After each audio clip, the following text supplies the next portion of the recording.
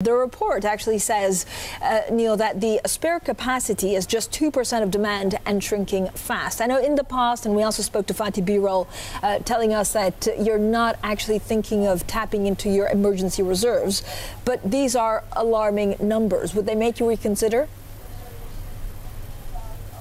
Well, I think we should try a bit of context here. You said at the very beginning that we've revised down our demand growth numbers, which helps take perhaps a little bit of heat out of the market.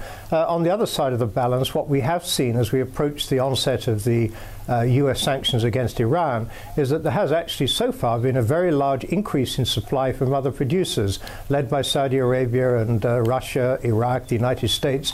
So at the moment, there's plenty of oil in the market, but you're right to point out that with the uncertainty about Iran sanctions after 4th of November, ongoing concerns about the situation in Venezuela, we are running very, very close to maximum capacity in the industry.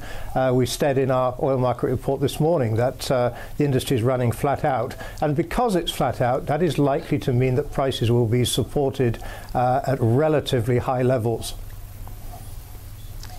Neil, 2019 looks like it could be very different from this year with, I guess, maybe demand dropping. Are we potentially looking at the return of an oversupply in 2019?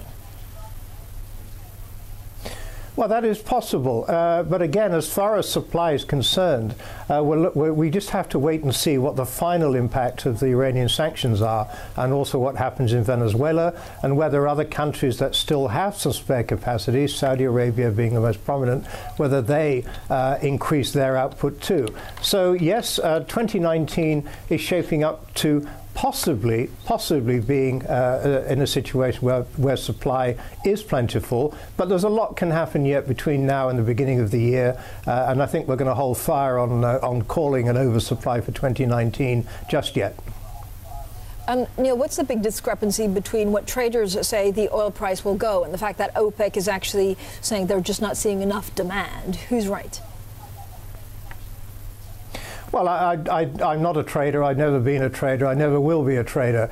They live in a world. They live in a world of their own. We look at the fundamentals. At the moment, there is plentiful supply, and at the moment, we have seen a modest downgrade to demand growth. And we think that the likelihood is that if we are to change our demand outlook for 2019, it's more likely to be the downside than the upside, although we can't be sure about that. So for the time being, we think that prices will remain supported where they are simply because of the lack of spare capacity, but there will still be supply available to the market. The risk we have is if there is any other kind of emergency or special event that takes place, then of course the market is exposed because there just isn't enough spare capacity available from producers to help. And I appreciate you're not a trader or in the markets, but what do you think the markets need to hear from OPEC at their next meeting in Abu Dhabi to be reassured? Well, I think traders need to hear that as far as the producers is concerned, they will make available as many barrels as their customers wish to buy.